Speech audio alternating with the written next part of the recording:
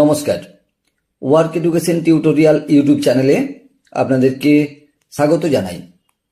বেশ কয়েকদিন ধরে আপনারা অনেকেই ফোন বা মেসেজ করে জানতে চাইছেন কোন কোন বই পড়বেন এবং কিভাবে প্রস্তুতি নেবেন। তাই প্রত্যেককে রিপ্লাই দেওয়া আমার পক্ষে সময় সাপেক্ষ ব্যাপার, সেই জন্যেই এই ভিডিওর মাধ্যমে আমি আপনাদেরকে রিপ্লাই দিচ্ছি। প্রথমেই বলবো, বাজার চলতি কর্মশিক্ষার যে বইগুলো রয়েছে শুধু সেই বইগুলোর উপর নির্ভর না করাই ভালো। এটা আমি দেখেছি, আপনারাও মিলিয়ে দেখে নিতে পারবেন। কমিশনের দেওয়া সিলেবাসটা খুলবেন এবং বাজার চলতি বইগুলো খুলবেন। আপনি এরকম একটা বইয়ের নামও আমাকে বলতে পারবেন না যে বইটাতে সিলেবাসটা পুরোপুরি কভার করেছে। নট এ সিঙ্গেল বুক, আপনি একটা বইয়ের নামও বলতে পারবেন না। শুধু তাই নয়, বাজার চলতি যতগুলো কর্মশিক্ষার বই রয়েছে এসএসসির জন্য, সব বইগুলো একসাথে নিলেও সিলেবাস কভার হবে না। আমার কথা আপনারা সিলেবাস খুলে এবং বইগুলো খুলে মিলিয়ে নিতে পারেন।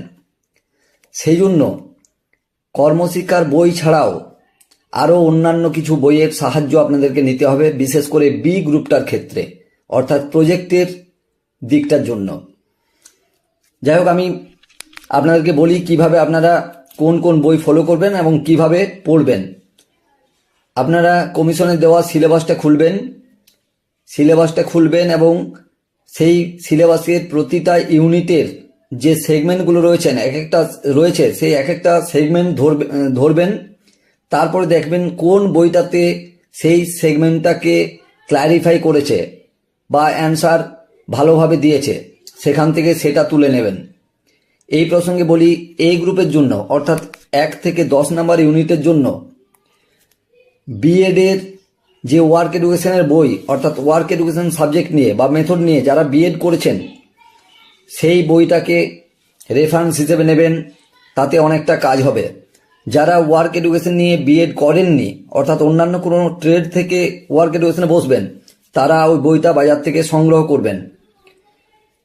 সেই ধরনের যতগুলো বই পাবেন সবগুলোই কালেক্ট করবেন, আর তার সাথে বাজার চলতি যে কর্মশিক্ষার বইগুলো রয়েছে সেই বইগুলোকেও সাথে রাখবেন।